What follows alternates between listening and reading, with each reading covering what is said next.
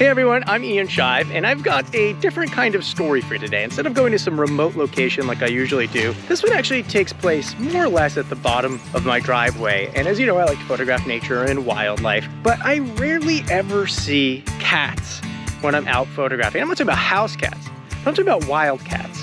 And this story is one that's been unfolding over about 6 months, and it is all about one particular bobcat.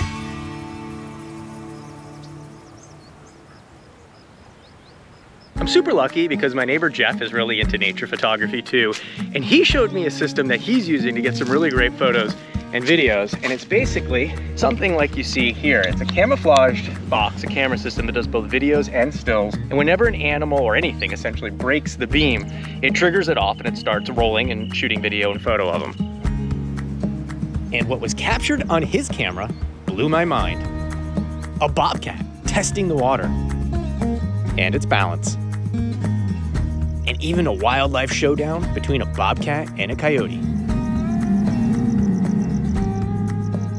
But once I saw how awesome his stuff was, not only did I have to get a couple of these myself, is it working?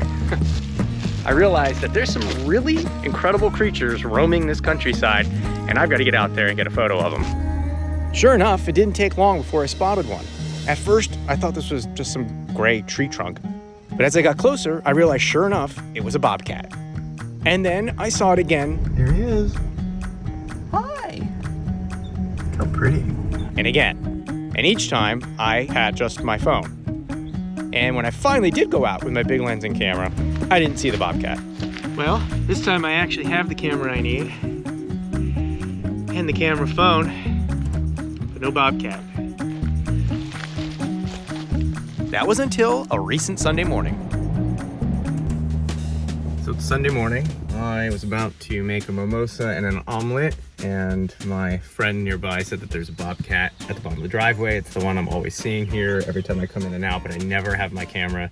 And now this time I was able to go get my camera, and she's just hanging out in the field hunting, I think. So it's pretty cool. You can see how spontaneous this is. I'm in my Uggs. Got my camera ready. And I got a bobcat right there hunting ground squirrels. I'm sitting here about 20 minutes now. The cat's kind of looking around. I think it's waiting for something to come out of a hole, but I'm looking at her body language, just trying to see when that moment might be.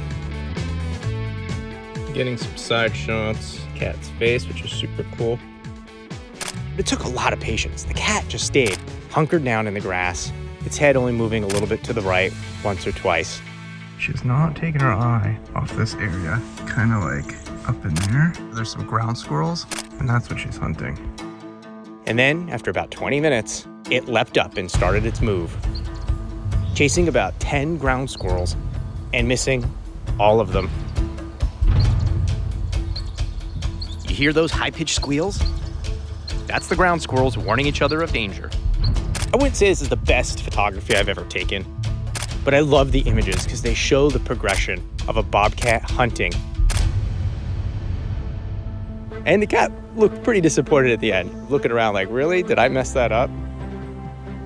Well, she did it. She ran and missed every single ground squirrel, and there were probably about 10 of them after sitting here really, really quietly for about 20 minutes or so. But I didn't completely miss. I got a few shots of her jumping through the air, looking around, looking pretty frustrated. So at least one of us got the shot.